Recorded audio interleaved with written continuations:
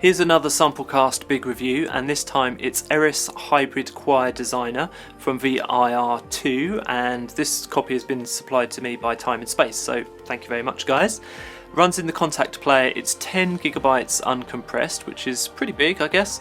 There's male and female choirs here, both in sections and with 4 soloists. You've got bass, tenor, alto and soprano that you can solo out.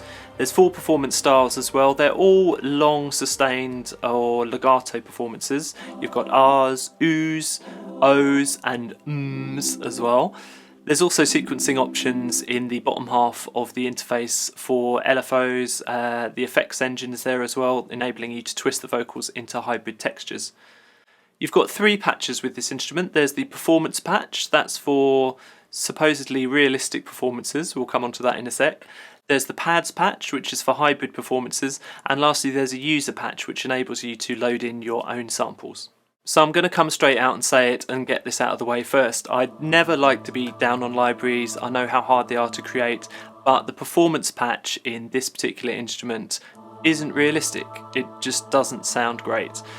Supposedly there are true legato transitions here as well that you can play in a legato fashion on your keyboard, but with a choir sounding this fake, it's hard to work out whether it actually sounds good or not.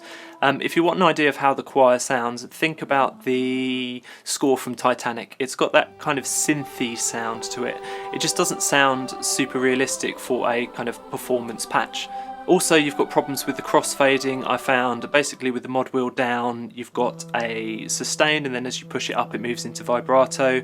It's really obvious where the crossfade is here, and it's obviously 2 different samples. It just sounds bad.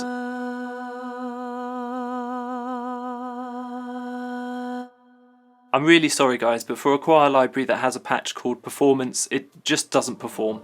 I don't want to dwell on this for too long, as it sounds like I'm really rubbishing this library, but it's just this one patch. It is a big deal because it's kind of half the library, but it doesn't work for me. For the same price, if not less, I can get a choir that sounds much more realistic than this. That out of the way, I want to talk about some of the good points of this library. The pads patch, that's the second big patch here. It's much better. You've got 146 different pads. You can layer 2 different pads together and mix them in different ways. Then you apply effects routing, LFO shaping and sequencer. The sequencer you can run with volume and for tuning as well, and all of those things that I've just mentioned you can apply to the 2 different layers of the library completely separately, and this will create movement and interest.